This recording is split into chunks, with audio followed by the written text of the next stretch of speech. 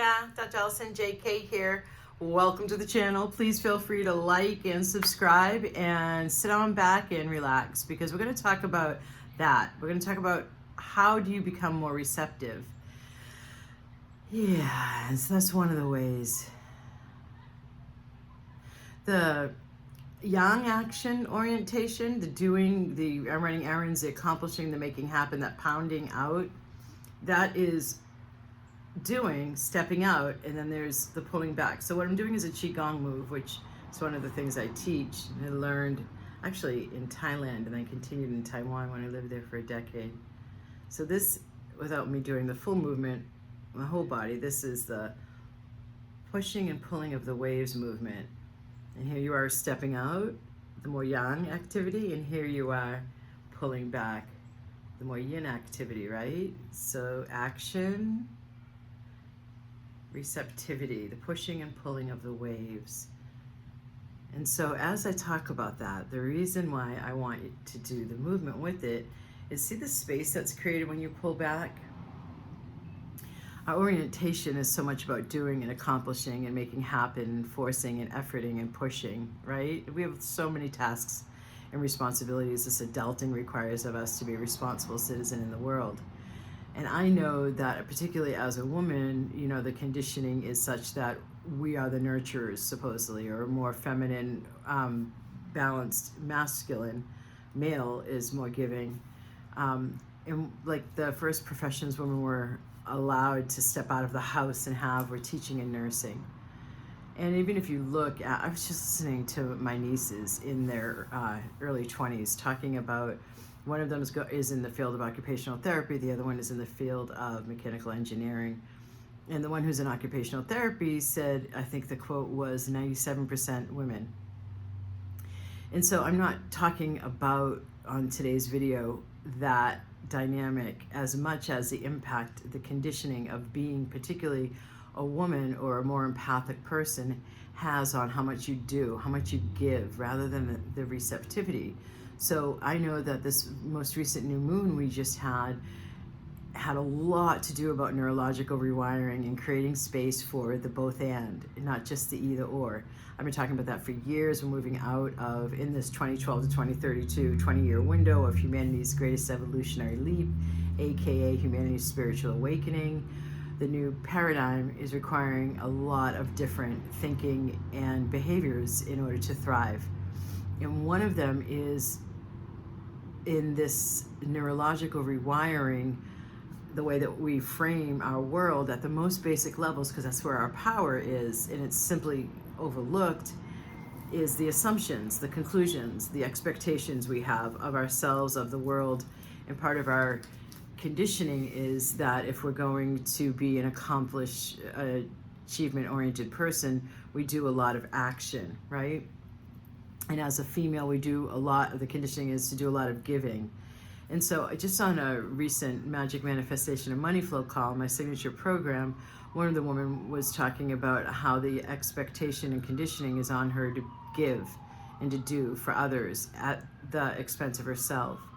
And so one of the areas I know I work on with people around money blockages is when they feel like they don't have enough money, whether they're a multimillionaire or they're really broke, is increasing your receiving capacities. And when we increase our receiving capacities, it doesn't just show up with money. Creating space for us to receive, to allow others to step in, right? To allow others to support, to allow space for others to approach us. And another example I gave was even with my YouTube channel, you know, I mean, content pushes, right? Like, looking at, I was pumping out weekly videos for years, and then there was a weekend not too long ago that I was like, I can't get to it, and I'm just gonna let it go. And I know I have somebody creating reels, and so YouTube content is still being put up, and the world didn't fall apart because I didn't post a video that week, right? And so creating more space allows you all more space to maybe come in. If I'm not constantly pushing out content, maybe you come looking for it. Create space is an energetic dynamic I'm getting at to what we, you know, just walk around in normal life thinking about and doing, and not even thinking about what we're doing, but just doing it. And so we're like in a conversation with a significant other. Can you pull back where you're used to pushing, right? Like, are you used to pushing a certain point, or is there real tension around a certain area of your relationship? And what if you were, I don't mean to say pull back, I mean to say create space, allow for space, so that maybe there's an offering for other to come in with something different, and for you to receive possibly a solution. And then in the whole world of intuitive development, which I spend so much of my time teaching because I have a particular genius zone in that, my connection is so direct. It's fantastic. And I loan it to others when they're working with me until they, through the Magic Manifestation and Money Flow program, and then even more so, Vibration Upgrade practitioners who I'm training in the mastermind, the intuitive development is a main focus. And one of the aspects of intuitive development is having more receptivity in your field. And so the more receptive you are, obviously you're going to be able to receive, you're going to have the spaciousness, the expansiveness, where some of the veils are able to be lowered and you're able to perceive more. So then if you're not doing and you're being, you're in the expansive space, you're able to receive more. So I want you to keep in mind a both and approach, even though I'm dividing it up and talking about it, in a very dualistic way. I wonder what the version of us is like, where we're able to, I don't even want to use the word balance, consider both doing and in a receptive state, receiving, but with a sense of activeness to it too. Not just like when you're still and you're not open. Instead, what about when you're still, let's say meditating, and let's say you're doing it like I do frequently with a chant or a mantra, you're still in a receptive state, even though it's like at that more still state of meditation, still seated, right? I'm not only emptying, I'm also creating with the repetition of the mantra.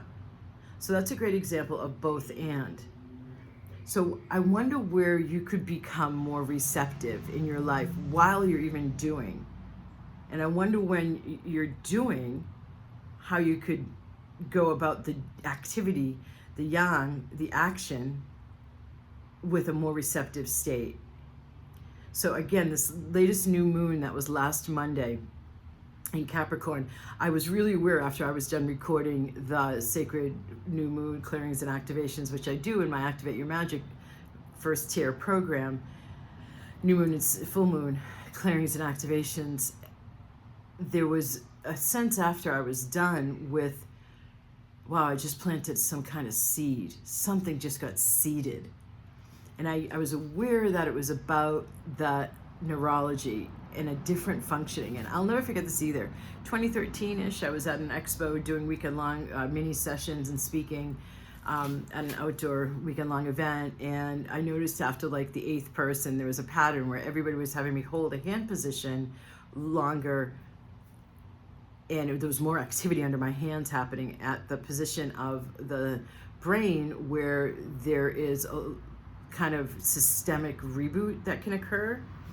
And I pulled away for a break and asked like my guidance, what is this?